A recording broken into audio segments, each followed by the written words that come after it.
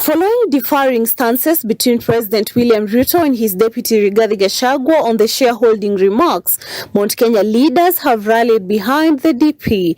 Nyeri Governor Mutahi Kahiga has told President William Ruto to reiterate his recent remarks on government shareholding to settle the unease among leaders in Mount Kenya region. Why would there be any difference? What is the problem?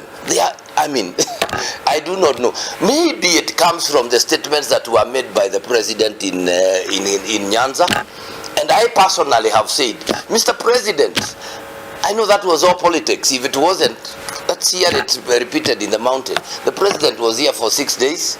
He never raised those issues. He never spoke about them.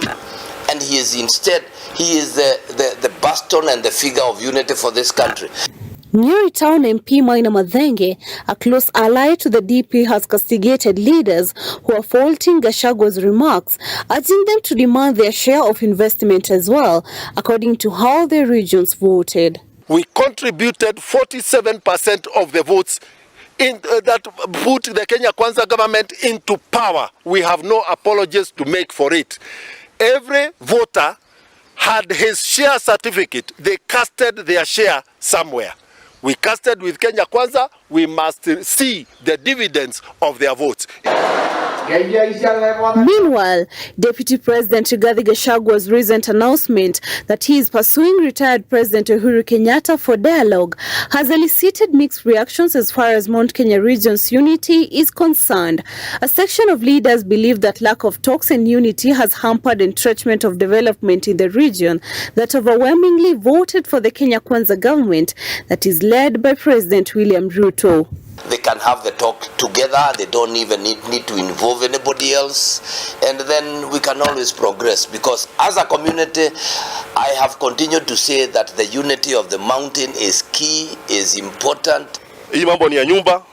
Tunajua kuna wazee wanaweza enda wakae mahali ndani na waongee, na wakitokea tunajua ile moshi itakuwa hapo, itakuwa moshi ambayo itakuwa mwelekeo maalum. He has only one role: to become the senior most statesman and advisor to the community. Kikuyu Council of Elders National Vice Chairperson David Mudhoga says the region risks lagging behind in terms of development if leaders continue bickering and failing to support the DP. If we don't speak one language, we are not going to get anything from the President Ruto. The moment he knows that we are not in talking terms, naturally as a human being, he'll be very happy because you go to where there are projects that are initiated. DP Rigathi Gachagua is expected to tour Nyeri County on Saturday to cement his support base as well as newfound uniting Mount Kenya leadership. Margaret Kimathi, NTV. Anytime we have called for the unity of this region, a lot of people cannot sleep. You have seen screaming headlines saying that there are problems because simply we have called for unity. But I want to tell them that is not my decision. It is the decision of the Mount Kenya region that has instructed me instructions that I will follow to the letter. People who wish this region bad, you can continue doing your analysis. You can continue writing headlines. Every day, that will not distract me and the leadership of this region to work towards the unity of purpose for the benefit of the people of this region. It is the decision of the Mount Kenya region that has instructed me instructions that I will follow to the letter, to do whatever is within my power and ability to reach out to everybody and unite the Mount Kenya region behind President William Ruto.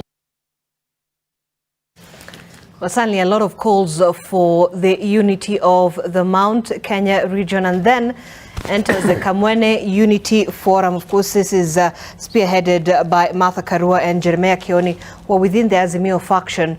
So, you know, the question then really begs, why is there so much focus at this point on the Mount Kenya region? Ishmael, let me begin with you. We've looked at all these things on the Standard. I believe we can just check that out. It says Mount Kenya leaders in the government and the opposition seeming to have an urge to preach unity or unite the region, but each side is doing it in their own way. You have the deputy president rallying Mount Kenya to speak in one voice to secure their space in government. And now you have the NAK Kenya party leader Martha Karua and Jeremiah Kioni, who's the Jubilee Secretary General through their outfit Kamwene, also spearheading the same initiative. But repeatedly, Karua and Kioni saying that they would champion the interest of the region through this new forum called Kamwene, which is actually picking up some steam. I don't know, why is there so much focus on Mount Kenya at this point and this call for unity, really? What is behind that? Zainab, I thought you would start with Kamwene, but I hope Kamwene will finish for us. The point. We didn't know he's under the Kamwene Forum. All right. No, I mean, it comes from Central.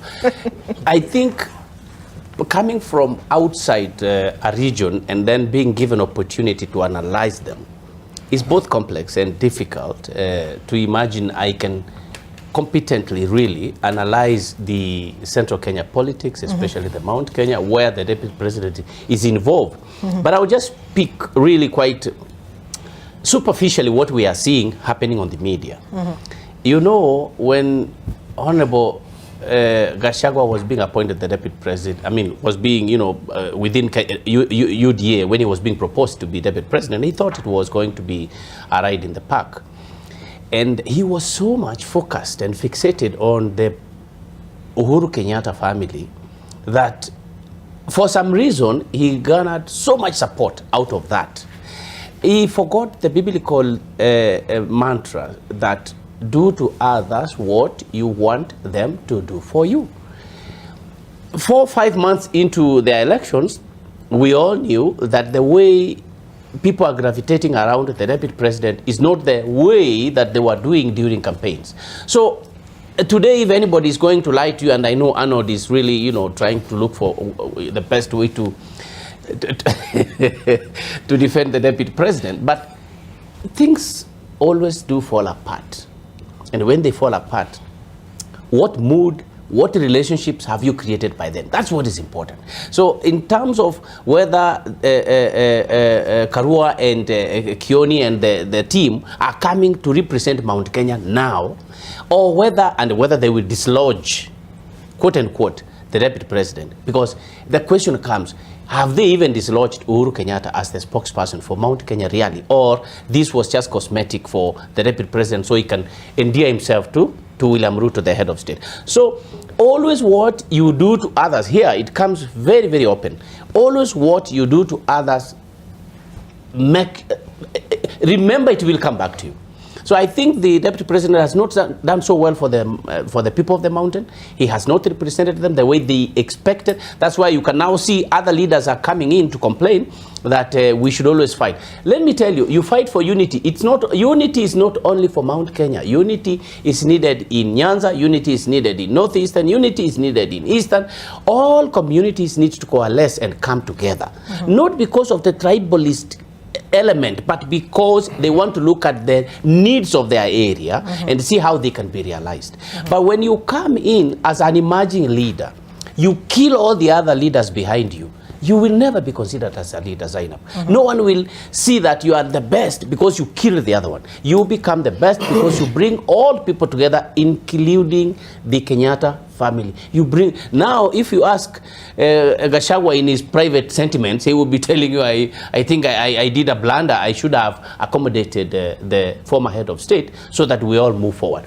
He eliminated him in terms of he did not want to deal with him. Now today, there are many people who feel they don't want to deal with Gachagua. They want to deal with the head of state directly, and they want to create their unity away from the deputy president. No, but just recently, I mean, we've seen leaders from the region really coming together to support the deputy president and you know, sort of fronting him as this kingpin of the region. Sort of. There wouldn't be reason to do that, Zainab, if he was. because he's deputy president. He has come through campaigns and has put people together, so to say. So there wouldn't be need to ask anybody again to repeat that. So there is a falling apart of things, at least within Mount Kenya. And now about Martha Karua and Kioni. We'll come back to that. Okay. Let me hear from Fanya Mambo on that.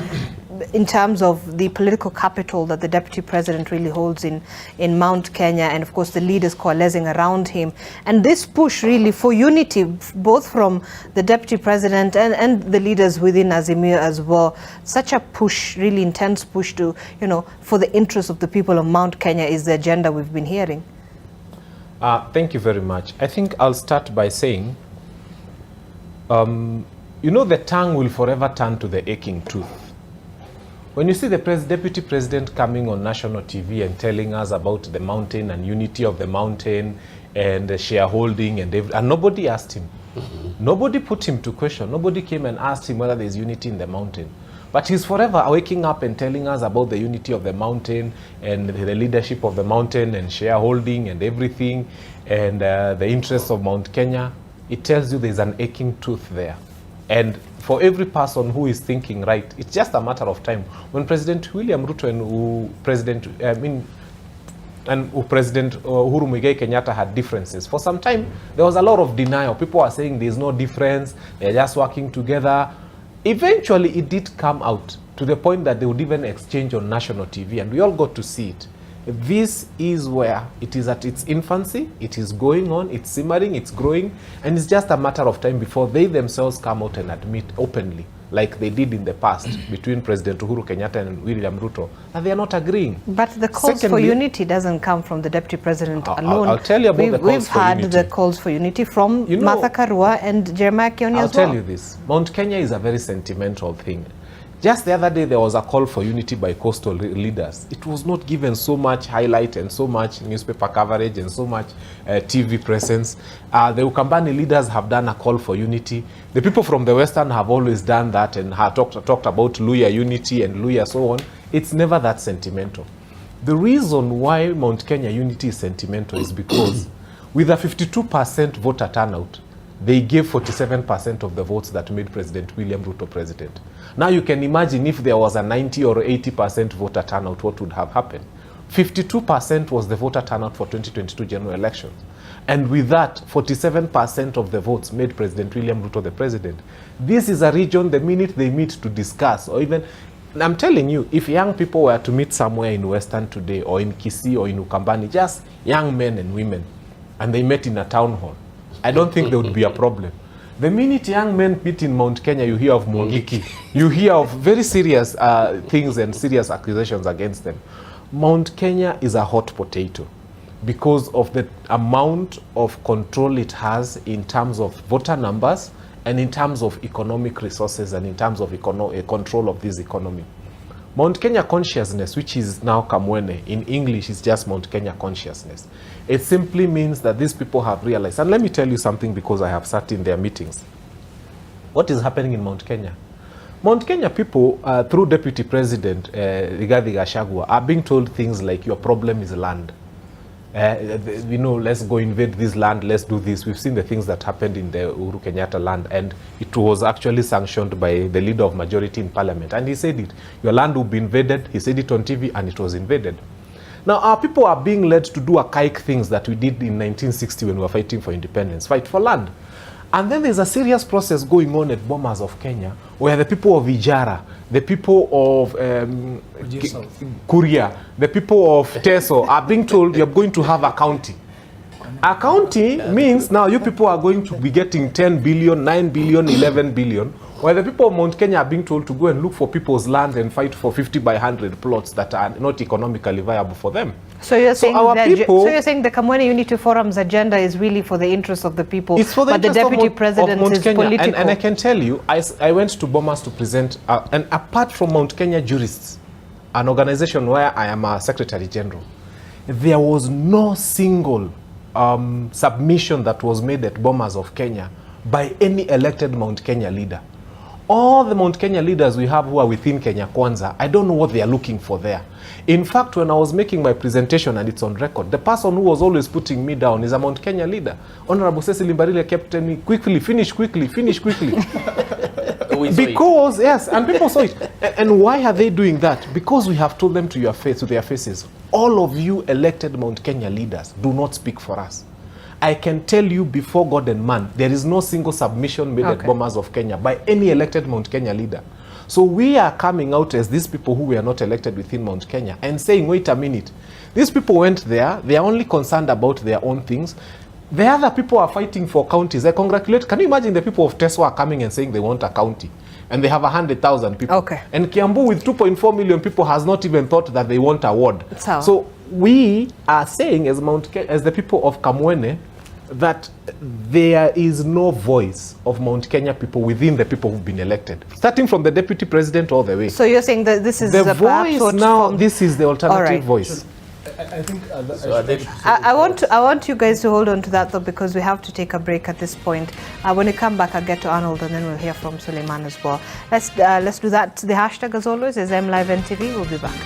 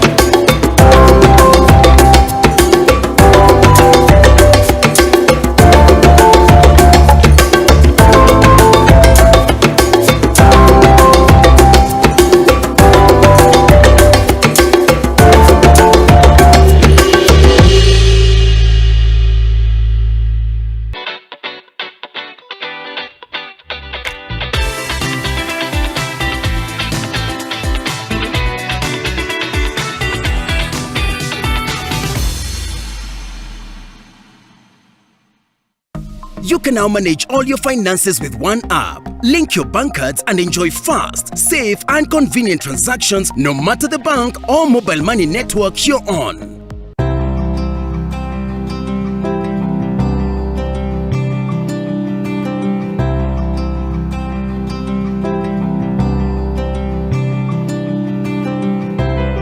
When you're finally released from pain, that moment when you start to get back to ordinary, and ordinary feels amazing.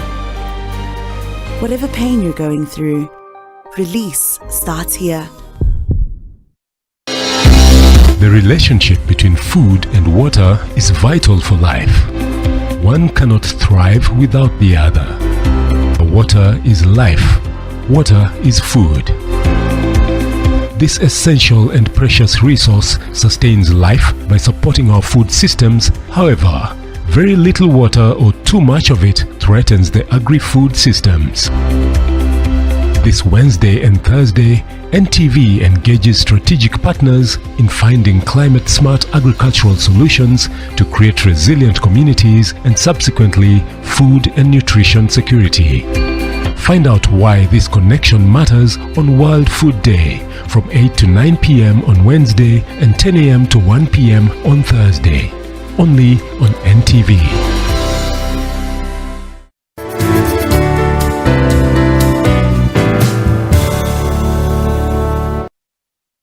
All holders are notified to report and surrender unclaimed financial assets to the Unclaimed Financial Assets Authority (UFAA) on or before November 1st, 2023. Visit www.ufaa.go.ke and get started.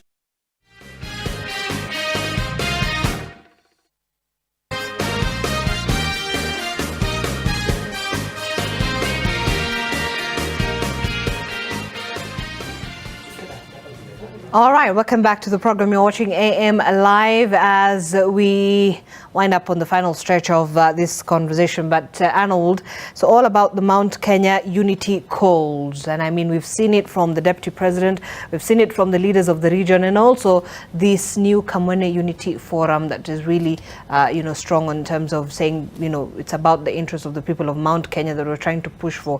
What are you reading from all these things that, the statements that we've had from these different political leaders? Every time you are introduced to a new subject, whether it's a unit, whether it's a discipline that you're studying, ordinarily you start with descriptions, you start with foundations and principles. So first of all, let's get, what is this Mount Kenya we are talking about?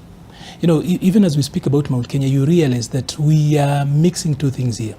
The Mount Kenya region has got both Mount Kenya East and then Central Kenya. What we see, and a lot of the noises we hear now, are actually from Central Kenya. And then we have got this habit of conflating Central Kenya for Mount Kenya. That 5 counties can actually do away with 3 other counties. I'm talking about Embu, I'm talking about Tharaka Nithi, and Meru. Meru have got their own big problems. You don't hear them talking about the Mount Kenya unity. It's not even part and parcel of the conversations that are happening on the ground. You don't hear the same Mount Kenya unity debates in Embu. You don't get the same from Tharaka Nithi, for example. So the 5 counties that form what was the old Central Kenya then assume the role of Mount Kenya. And then when we speak about what is happening in Mount Kenya, we assume that Central Kenya is then speaking for the entirety of Mount Kenya, which in and of itself I think is a folly. So it's important for us to actually specify and say that this is a Central Kenya problem.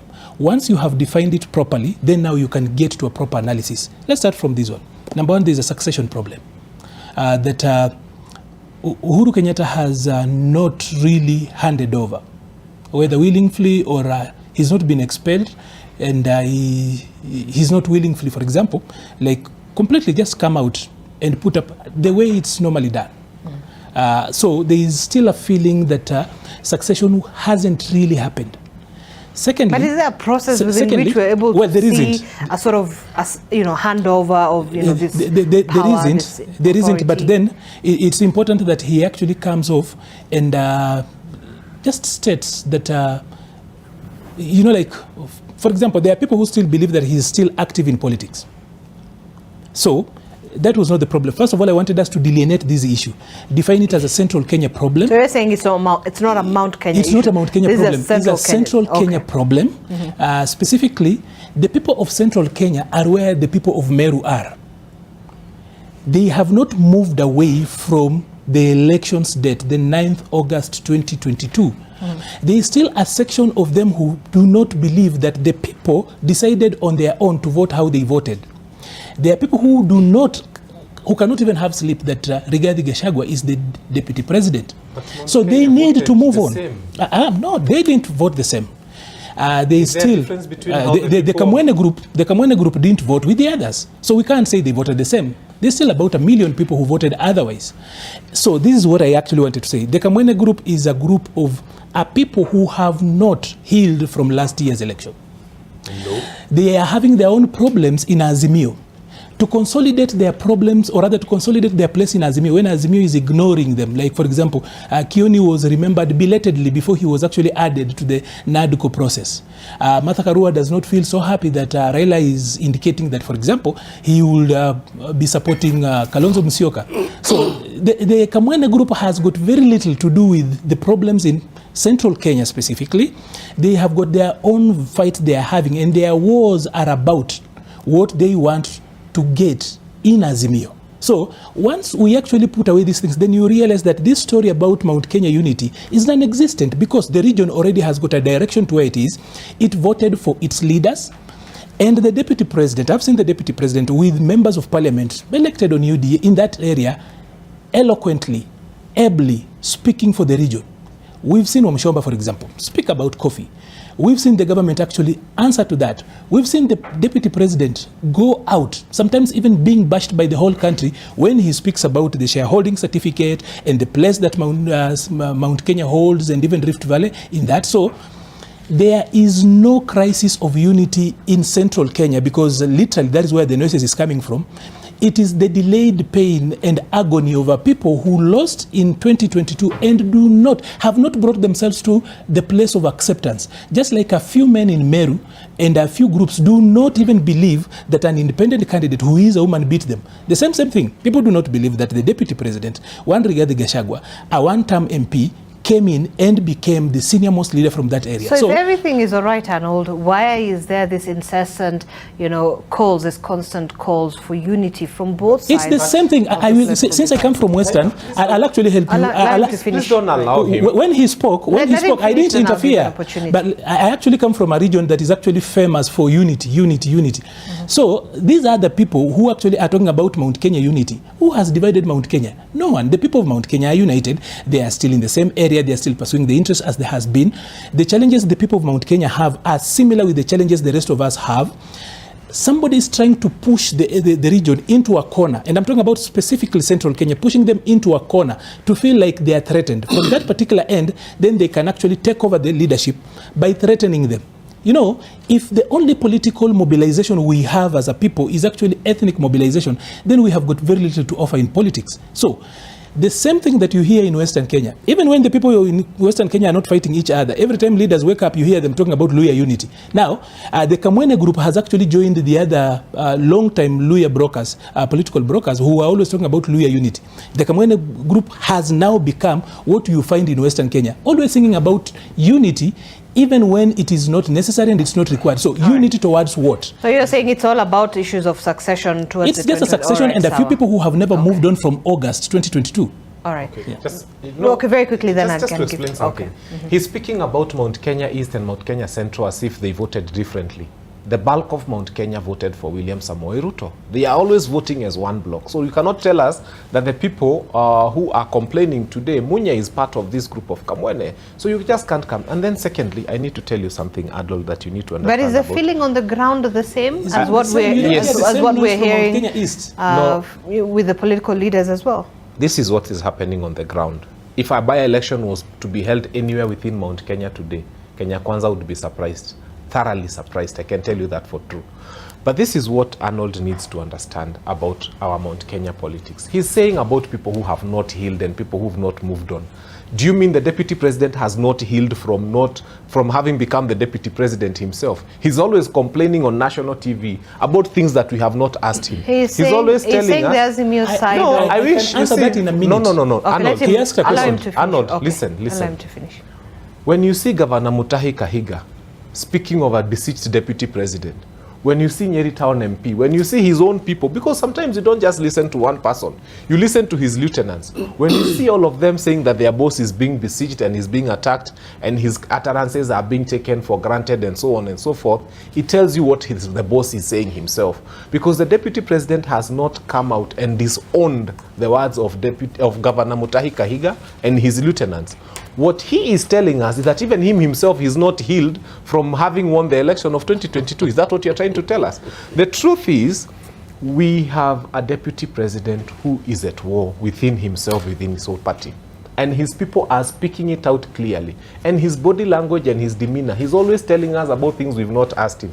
The people of Mount Kenya want to hear about agriculture. They want to hear about food. They want to hear about security. They want to hear about 1 man, 1 shilling, 1 vote. He's busy telling them about shares. He's busy telling them about 2027. He's busy telling them about security within government. He's busy telling them about kuweka mitego State House na kutoka Italy mbio na kukuja na kumake sure Raila does not come to State House. That is his primary concern. Whereas the people on the ground are saying, cost of fuel is high, school fees is high, the common mwananchi problems are too many.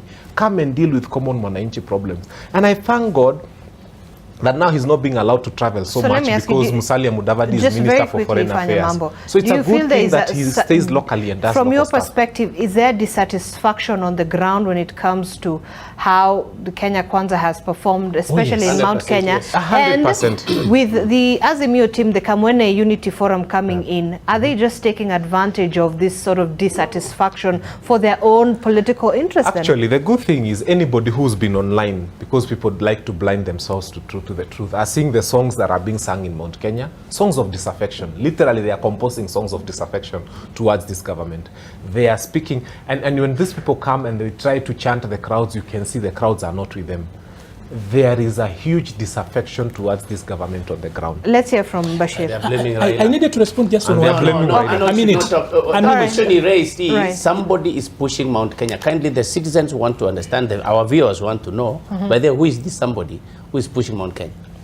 I think Zainab, from where I see Arnold, okay, allow him to finish. I'll give you an opportunity. I think from where I see it, the discomfort that I see with the deputy president will last until the 2027 elections, because when you're a deputy president, you will be respected and your voice will make a lot of sense to the president when you have 100% solely campaigned and you're the one who has brought in that particular chunk of votes. Here we have a scenario whereby towards the election, the sitting president has campaigned directly a lot. He has reached out to the people, firstly. He has also used the likes of Ndindi Nyoro's, Ishungwa's, Alice Wahome, this team. So he is not here, or he did not benefit from that particular basket of votes just because of the effort of the deputy president. Also, he is the one who has been making a lot of inroads to that particular side of the country. In other words, the deputy president may not say or may not put the president to task and tell him, I'm your deputy, my people have voted for you, and I've done this particularly myself. That is what I feel from where I see it. That's what I'm saying. Whatever he may say, or whatever issues or demands that he may have in this government, those particular things may not be dangled to him openly or easily. There are other stakeholders who come from that side whose opinions make a lot of sense to the president. The other thing is, the reason as to why now we are talking about him calling for unity and bringing members of parliament together, it's because when you want to now show the president that your voice matters, you show by a way of saying that I have 70 MPs or 60 MPs from my side who are with me. That is why he keeps on calling for this kind of meetings.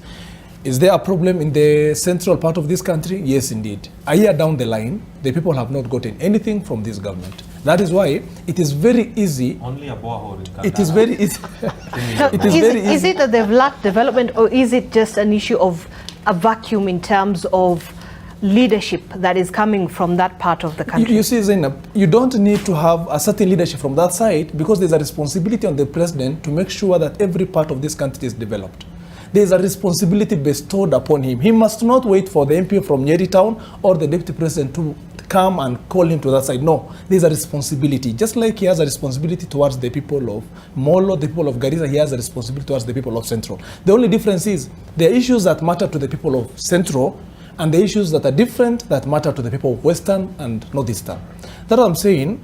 The people of Central may be so uncomfortable with the government because they think or they believe that they have brought in a lot of votes compared to the other side, and that's a fact. Let's be honest here. Right. The people of Central Kenya have given this president a lot of votes, and that is what has actually ascended him to the presidency more than the other regions. That's why, I think they have a feel of at least expecting a lot more than the other sides could be given. But what has happened to them is they haven't even gotten anything up to this time. That's why I'm saying it is very easy for the deputy president, for any member of parliament from the other side, or any other person like Ms. Karua, to create an awareness within the people and tell them, look, this is the government you have voted for, but you have nothing to show for it a year down the line. Let me now tell you this, finally, that I want you to hold on to that. Yes. Hold on to that, because I see that Arnold is really trying to say that. Then I'll get back to Ishmael. Right. And Zainab, you really need to protect me, especially against Nyaribo, because he even took over your power and said that I shouldn't speak. So you see, that kind of link. He didn't say that, but all right. So now, I actually just need to say this. Yeah. Zainab, AM Live is a national platform of repute. This is Kenya's urban station. And that when we sit here, people expect facts, evidence, and truth. You cannot turn AM Live into a jabber base where people just throw around figures that they cannot defend. What figures because are those? I'm getting to that. You see, in God we believe. Everybody else must bring data. Here, Fanyamambo here eloquently has just said that Tesos are 100,000 people. That is a lie. Tesos are 480,000 people. They are 49% of Busia County. Right. You left that actually slide. Number two. I didn't even hear that, but yes. Yeah, I'm actually coming. I actually started way back so that then I bring you here. And you know, he's actually used to actually just throwing around figures and running away from that. So you actually need to call him to order so that he stops being a snake oil merchant. Number two, he brings in this particular issue about the Mount Kenya vote having constituted, he said 46%, or was it 48%? 47%. Again, another end of somebody just throwing out figures that cannot be defended. Mount Kenya, let's just start. Let's start from Nyeri, not me. Let me proceed. Let me just say, so that then people do not sit down. We will actually be getting there. I'll even get to Wakili on the other side who says that the region has not gotten anything, and he goes unchallenged. So the Mount Kenya vote, let's speak specifically for Central Kenya. Central Kenya population in this country is 17.3% of Kenya's population. In the last voter turnout election, nationally, we had a 64% turnout. You really need to be a kind of dunderhead, special kind of dunderhead, to actually believe that from a pool of 17%, you will get 47% of the entire vote cast. That is not possible. Those are not lies we should be pushing here. Then finally, it's also not true that the president, it's also not true that the deputy president is not talking important things like agriculture. He's not talking about education and other things in the region. Alcohol. I have seen that being featured in the papers every day. Unless Fanyamambo only reads a special newspaper that is Fanyamambo Daily and that only sees the things he's actually trying to actually allude here. The deputy president is talking about coffee. The deputy president is talking about alcohol. And the people of Mount Kenya have not changed in the way they do things. They still are very much focused on their own interests. They're talking about business. They're talking about their agriculture. They're talking about infrastructure. And then finally, Wakili spoke about the region having received nothing. You know, Wakili should actually be very fair to this country, and especially to AM Live, being the premier platform that it is, that you just need to look at the national budget. Where is the money going? We have got dams going to that end. We've got roads that are under construction in that particular end. We have got facilities, including housing, that is actually going on there. So to sit on a national platform and without batting an eyelid, actually just saying that the region has not received anything. We actually have seen the other day them getting about 6 billion shillings in coffee to actually just boost up what the farmers are earning. The people of Mount Kenya are doing well. The people who are selling the sob story are two types of people. Number one, are people who are hell-bent in sowing discord in the region, so much so that the people in the region feel hated, feel lesser citizens, so that then again they are pushed away, they are segregated and removed away from the national table, and then start to organize as a small group again to try and get there. Group number two is then this group that is actually very entitled. Them that feel that if there is no one from Central Kenya occupying State House, controlling Treasury, or literally being the people running the show, then Central Kenya's interests cannot be taken care of. Those people who have got that hangover of the days of old must actually move on. That Kenya is a republic, and any other person, including Wakili on the other end, can become a president. So, Zainab, I would like you to actually do justice to the show. Thank you. This show is a high platform. For them, so you're saying all of us who come here, including Wakili Nyaribo, who is actually speaking very loudly, Zainab, is that this is a high calling. We should not come here to mislead the country. Thank you. Zainab, right of reply. You know, this show has a limited time. So let me say this. You know, the issues dealing with Mount Kenya problems and how, you know, who is representing Mount Kenya came up. They are issues created within Mount Kenya. I never brought them from Kisii. I only saw that Gachagua was pushing out a man called Uhuru Kenyatta, and he was really against his family. That I saw. I never participated. In terms of graphics, I mean, in terms of statistics, whether Kenyans feel, the Kenyans in Mount Kenya feel that this government has represented them. Again, we've never spoken from Nyanza, for example. We've never spoken from Mount Kenya. We see the youth coming out. We see youth being arrested. We see youth being called Mungiki.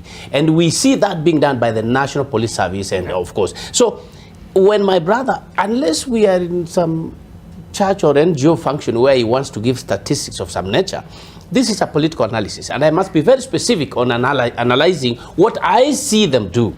And today, I can see Kamwene has come up, and Gachagua and his team and the governors are actually saying we have given 47%. That might be wrong, according to Arnold's, you know, he's a policy expert, he must be having figures. But we are analyzing the situation as we see it on the ground. And today, the situation as it is on the ground, Gachagua is actually losing the drift, is losing the grip, and the Kamwene people are coming in to say, sorry, we thought we were going to be represented, but it's not happening. That's really our position. The issue of shareholding was not brought by Ishmael or anybody in this, even in this forum. It was the deputy president himself who said, we will focus on the shareholders. Kenuthia is not a shareholder because he probably didn't vote for them. Anyway, because of time, Zainab, I just wanted to clarify that. And if you go with the shareholding structure, I think my region will be the least benefit. So it will. I think it's a conversation that I'll be running away from totally. All right, and I think we have to wind up in 10 seconds. All I need to say is this: Arnold Maliba, the numbers we are talking about were brought by your Kenya Kwanza elected governors, MPs. Yes, wait. So, in terms of that population, you say 10,000, but he says no, it's not 10,000. What? In terms of the was it population or votes? He just needs to check the number of votes that were cast during that election. He spoke about 47%. Now, 47% is from your governor. That actually has got 17.1%. No, this guy has spoken too long. Please don't allow him to interrupt. Listen, Zainab. Anyway, we are almost done. If they say the truth, I will not interrupt. Kindly, listen, kindly.